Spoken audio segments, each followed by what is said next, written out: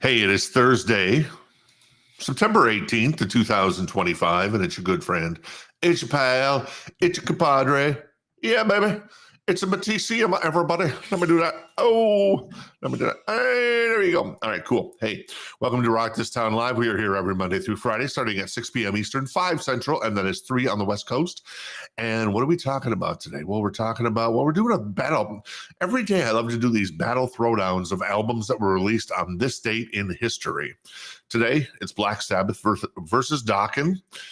It's not the greatest matchup ever. Let's just put it that way. I'm going to call it what it is, but we're still going to do it. Hopefully have some fun with it. So that's coming up. We'll also relive the past with, I think, maybe a show from 83 or something like that. So there you go. Got some news coming up. The FTC has sued Live Nation and Ticketmaster for basically collusion in some ways. We'll see.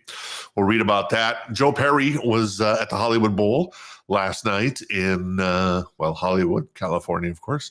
And what happened there? Well, Steven Tyler showed up. So did Slash. So we'll talk a little bit about that. We'll talk about my favorite Faith No More songs. Faith No More, pretty good band. Plus Mike Patton, actually, of Faith No More. It's got a new album coming out with the Event Brothers. So we'll talk a little bit about that. And then we'll have our Name That Tune, some new vinyl releases, and what else? Oh, new concert announcements. And then finally, am I missing anything else? No, I don't think I'm missing anything else. So there you go. That's it. Let's jump into it. This is the Battle Royale for today. Like I said, to me, I love Dokken, but Breaking the Chains is not the greatest record in the history of the world. Let's just put it that way. I like Breaking the Chains, the title track. After that, it's kind of a non-factor for me in so many ways. I mean, this is early Dokken. I mean, this is when I think it was Juan Croucier was part of Dokken back then. Of course, the bass player in Rat, and then Bobby Blotzer was also part of Dokken back then, the drummer in Rat. So those two bands were kind of what's the word I'm looking for? I can't even talk. Well, you know what I'm talking about. Incestual. There you go. Not infestual. What is it then? Anyways, I don't know. Whatever. Black Sabbath. There you go. Came out 1970, September 18th, 1970. And that one is 55 years old now. Wow, that's crazy. Never really listened to a lot of Black Sabbath, though. If I was going to listen to Black Sabbath, it would probably be this record, right? You got War Pigs on there. You got Paranoid. You got Iron Man. You got Fairies Wear Boots. So all in all, Hand of Doom is on there, I think. Also Electric Funeral, if memory serves. Good stuff from Black Sabbath there. Versus Dokken, September 18th, 1983. That was the release of the U.S. version of the record. I think the initial Breaking the Chains actually came out like in 1981 in Europe, because Don Dokken was over there producing some bands and then doing his own thing. And he figured, well, what the hell? Let's have some fun, baby. Let's have some fun. So there you go. I don't know who I'd go with here. Well, I do know who I'm going to go with. I'm not the biggest Black Sabbath fan, but I'm not oblivious either. I'm going Black Sabbath, Paranoid. Not sure where you stand on that. Whether you're like, I still take Dokken over Black Sabbath, or if you're like, Ozzy, a little sentimentality these days with Ozzy passing. Black Sabbath, Paranoid makes sense to me. Perhaps it makes sense to you. So there you go. Hey, Beat After Beat, good to see you. Thanks for hanging out. Rocking with Dokken. Chains, even though it's not that good. You're right.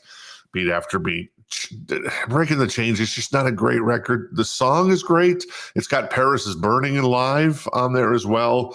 But a lot of the rest of that album is kind of not so good, Al. Not so good. So there you go.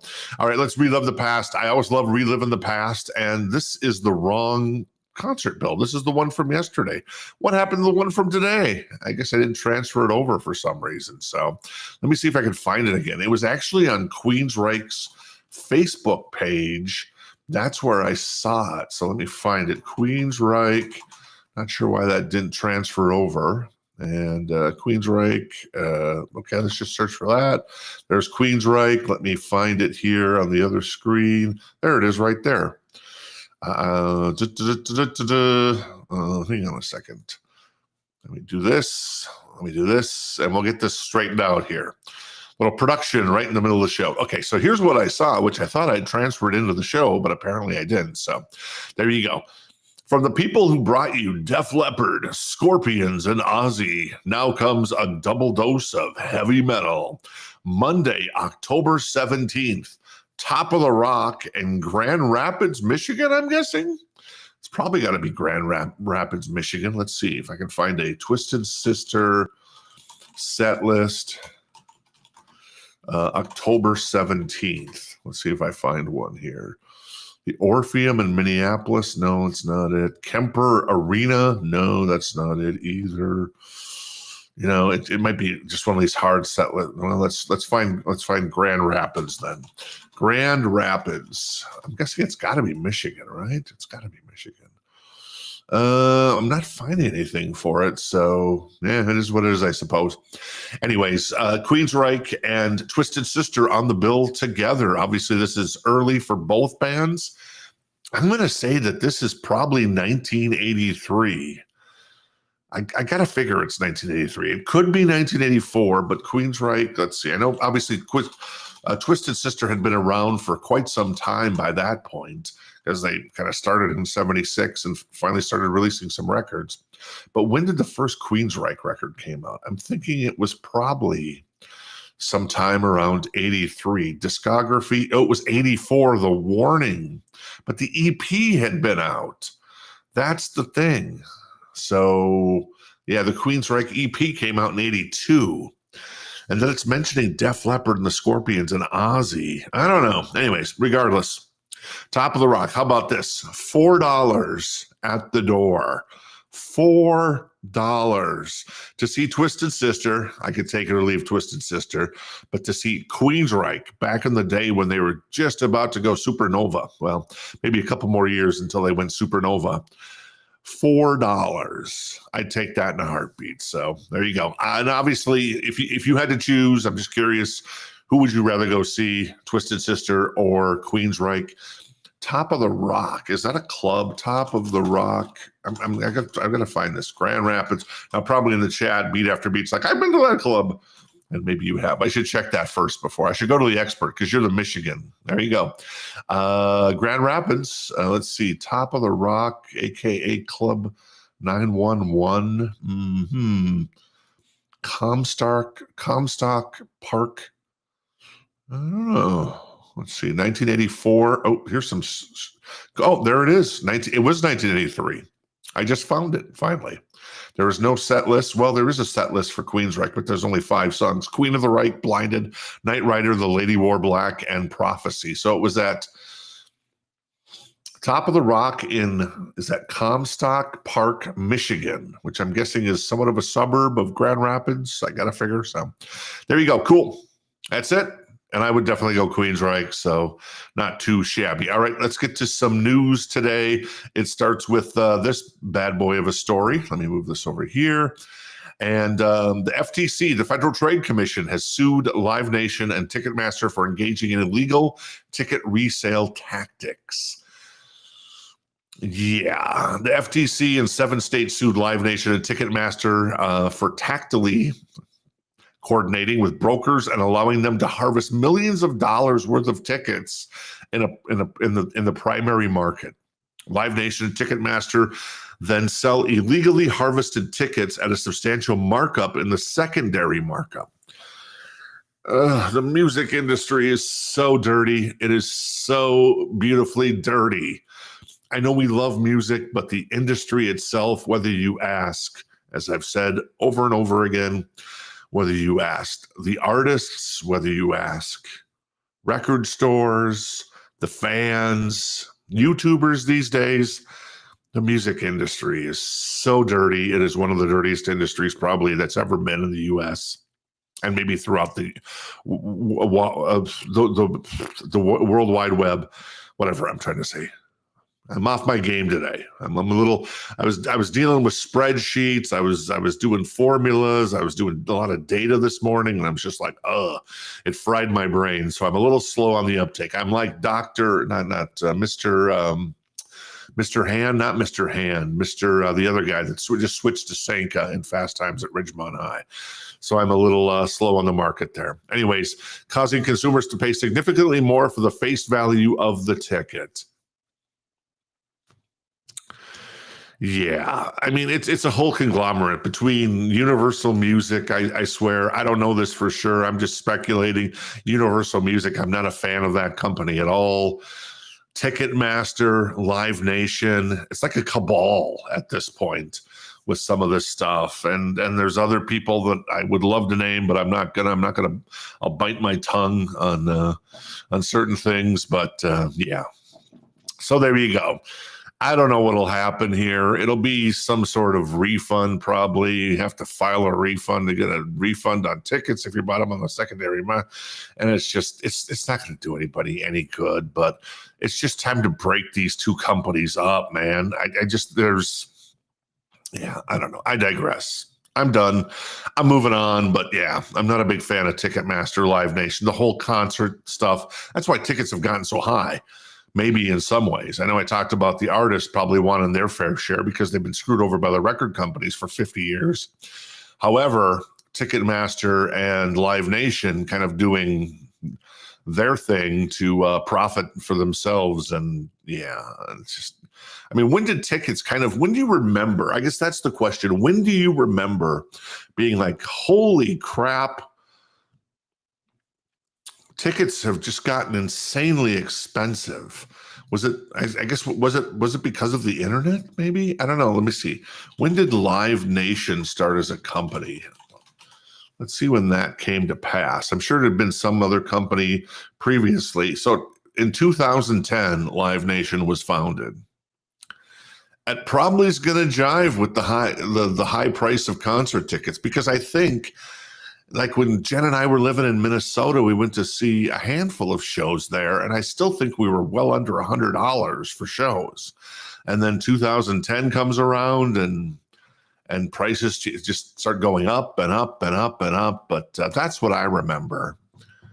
Yeah, I don't know, but maybe I'm having selective memory. I get that. So there you go. All right, cool. Let's move on. As I mentioned, Joe Perry and company they finished up their tour. This, of course, Joe Perry, Bradley Whitford of Aerosmith, and then Chris Robinson on vocals. And then I think it's Dean DeLeo. Is it Dean DeLeo on bass from Stone Temple Pilots? Cool show. Here's the set list from the other night at the Hollywood Bowl. Now, of course, the previous night, they were actually here in Arizona. So that's cool. Let the Music Do the Talking. Love that song. Fantastic. East Coast, West Coast. I don't know that song, unfortunately. Twice as Hard by the Black Crowes. Combination by Aerosmith. Vaseline by Stone Temple Pilots. Very nice.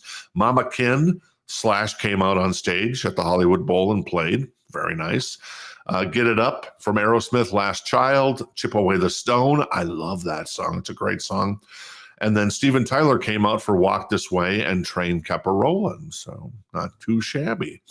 I got to say, I'm very impressed that Aerosmith and Joe Perry are out there doing it. Well, specifically Joe Perry himself out there doing it. And I kind of love that fact. So yeah, there you go. That's all I got to say there.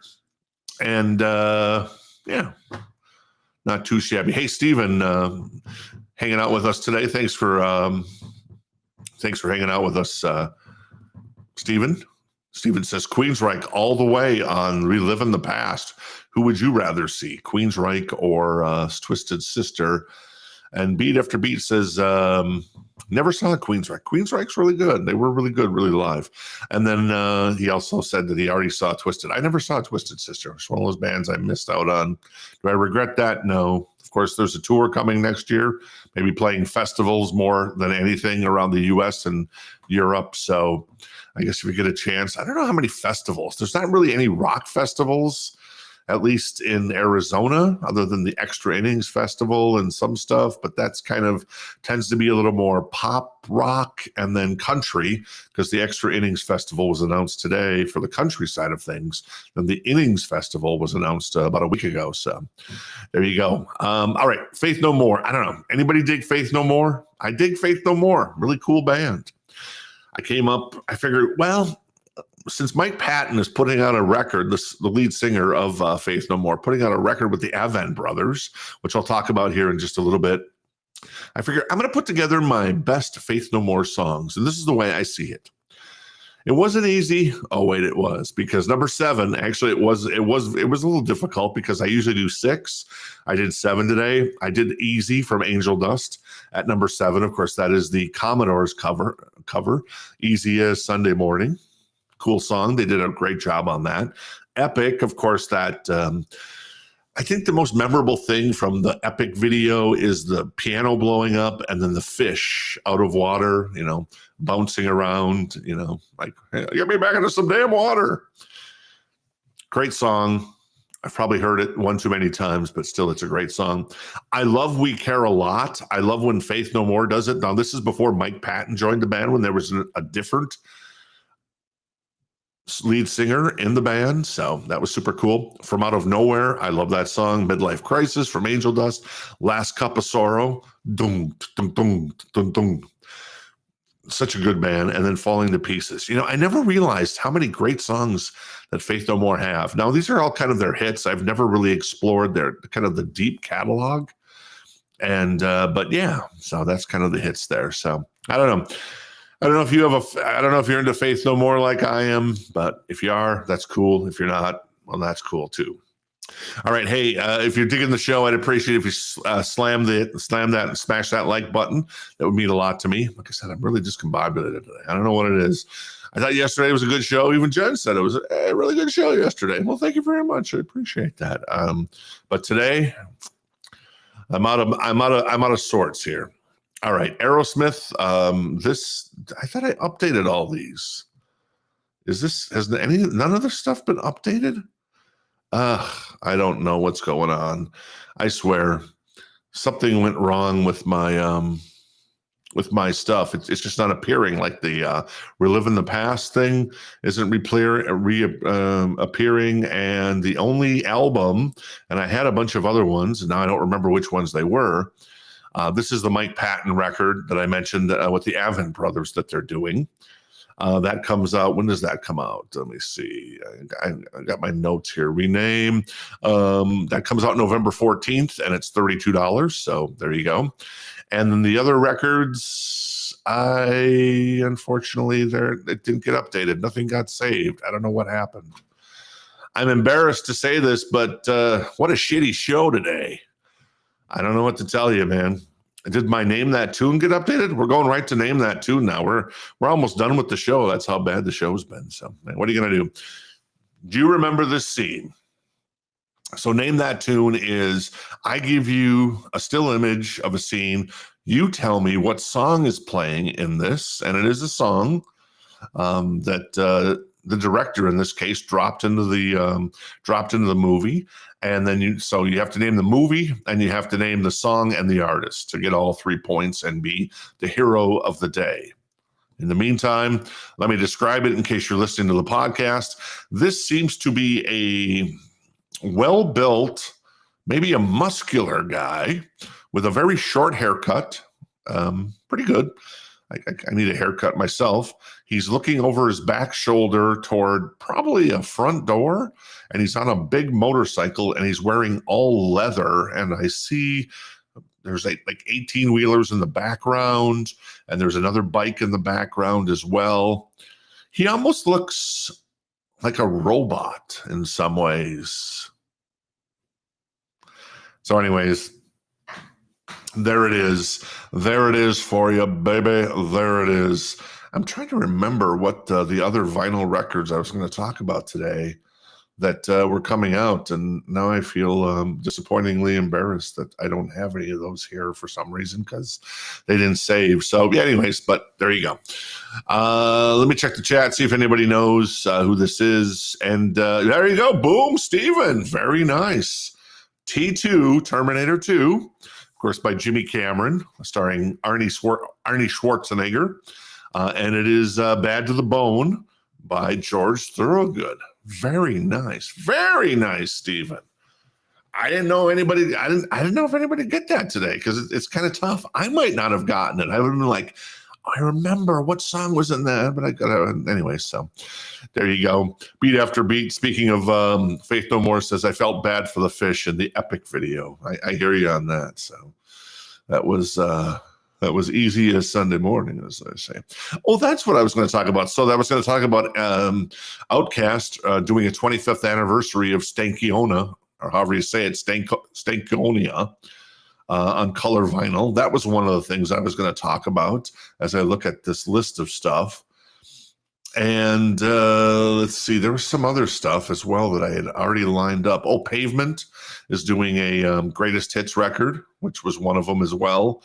And then, Queen is reissuing, was it A Day at the Races with Bohemian Rhapsody? So they're doing a 12-inch single of Bohemian Rhapsody on blue vinyl, and they're doing a 7-inch single on blue vinyl as well.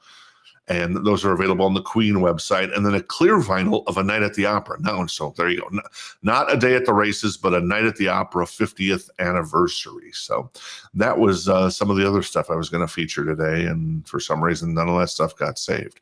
Let's see if the live stuff got saved. It looks like that might have been saved. Now, Iron Maiden hasn't announced U.S. dates. They did announce some dates in Europe. So for 2026. I'm guessing we're going to get Iron Maiden announcements as far as a live show in the US for the Run for Your Lives tour, which is kind of their greatest hits tour. They kind of rotate every time they do tours where they play a lot of new music sometimes and then a mix of other stuff. And then they do like a greatest hits tour after they get done with the kind of the supporting the new record when they have a new record out, which I think is pretty cool. You know, I would love to see other bands do that, but I know that other bands rely on radio airplay. Iron Maiden, they never get any radio airplay, so they're not like, we don't care. So very nice what they do there. But yeah, no U.S. dates. I'd expect U.S. dates, though, sometime in the second half of next year. I don't know when we're going to see them. These dates that were announced were like in April and May. So maybe a couple more months before we get the Iron Maiden announcement on Run for Your Lives, the U.S. version of the show today, or show coming next year. So there you go. Did this get saved? Nope. That was the same thing from yesterday. I know I'd updated that. And then this got saved and updated. This is at, apparently Farm Aid is in Minneapolis this year, where the Golden Gophers, the Gophers, what you watching? Gophers. The Golden Gophers play football, and it's 40 years of Live Aid. Who's going to be on the bill this year? Willie Nelson, as usual. Neil Young, as usual. John Mellencamp, as usual. Dave Matthews and Tim Reynolds. It's kind of cool. Margot Price, Kenny Chesney, Billy Strings, Nathaniel Ratliff, Winona Judd, Steve Earle. Very nice. And a bunch of other ones, including the Wisdom Indian Dancers. So there you go. You got that going for you, which is pretty slick. Yeah, I thought usually Farm Aid was in Indiana or Illinois, but I guess they're doing it in Minneapolis this year on September 20th, which would I guess be this Saturday. So I think it's going to be on, I think I saw it's going to be on like CNN or something. They're going to be broadcasting it live. So I guess you can look forward to that. Yeah, I'm so sorry that for some reason I'd gotten everything ready for the show, and I should have known when Reliving the Past was the wrong one, that for some reason the server streams that I use has the built-in software, and it didn't save any of my pre-production. It's never done that before, which is, I guess, surprising and disappointing at the same time. So there you go. I don't know. What did we learn today? Well, we learned today that I wasn't prepared for the show, but I was prepared for the show, and things didn't work out so well there.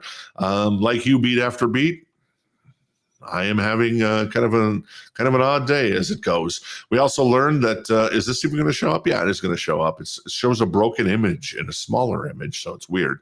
We also learned that Black Sabbath was the best record released on September 18th in the history of music. There was some other stuff that actually got released. There was like I think the 4 Kiss records, the Paul, Gene, Ace, and Peter records, the individual solo records. I think they came out on the 18th, but No, not for me. I mean, I like Kiss to a certain degree, but not that much. All due respect. I've heard that who said. I know a lot of people have said that Paul Stanley actually probably might have had the best record, well, maybe the most underrated record of those four. So that's kind of cool. We also learned the best song ever from Faith No More is "Falling to Pieces." I agree because, well, it's my list. And then we learned that, well, not much else, unfortunately. So there you go. All right, I'm going to wrap it up. I appreciate you hanging out with me. Back tomorrow. Hopefully I'll make sure the production is set. I'll do a double check again before I go live. And in the meantime, have yourself a wonderful night. And I will see you in the emergency room. Thank you.